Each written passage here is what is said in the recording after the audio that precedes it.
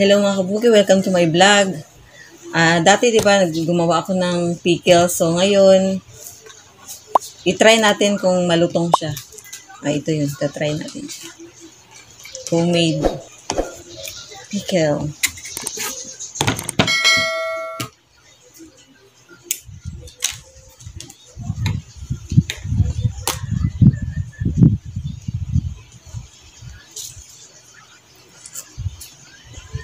Ayun. Nabuksan na pala to. Nabuksan na bago yan. Ipaano ko lang sa inyo kung malutong siya. Maasim siya kasi dinamihan ko ng suka.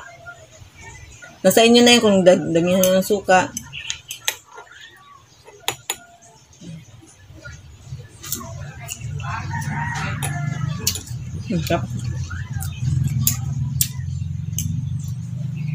Masarap to pag kumakain kayo. May mga prito, pritong isda, pritong kahit anong kasing prito. Masarap to pang kasama sa mahimagas.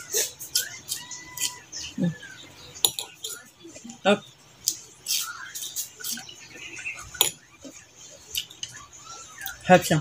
Depende sa inyo kung mas matamis o mas depende sa panglasa niyo. Ayan. Sarap siya. Ito yung gulay na ginawang pickles. Ayan.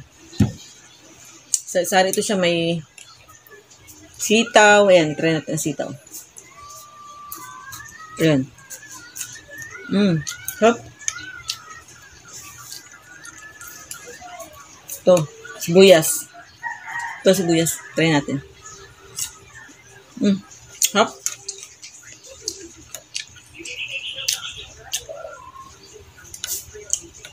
Hanap tayo ng bawang, ahos. Yan. Yan.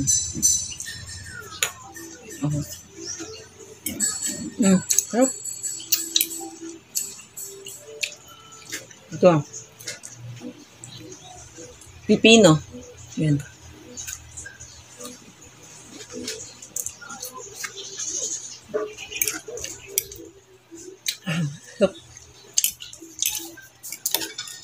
Depende naman sa inyo yan kung iasin nyo o bawasan nyo ang suka. Depende po sa inyo.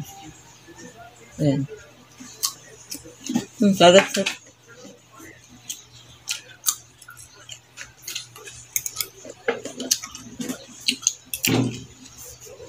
Mag-try tayo ng sili. Ayan. Oh my God. Ang halang.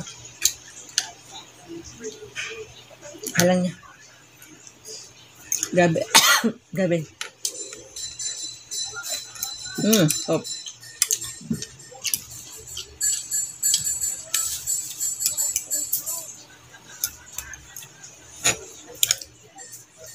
Sarap talaga to siya, lalo na kung may mga prito. Sarap nito. Kaya hindi ka magsawang magkain nito. Ayan, another buyas. Ayan.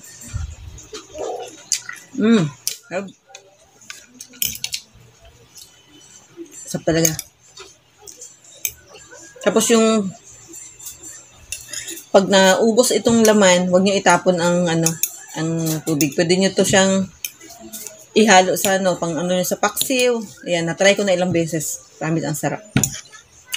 O kaya adobong manok, ayan, sarap din. Ayan. Sarap siya. Hindi ka talaga magsawang kainin to. Promise.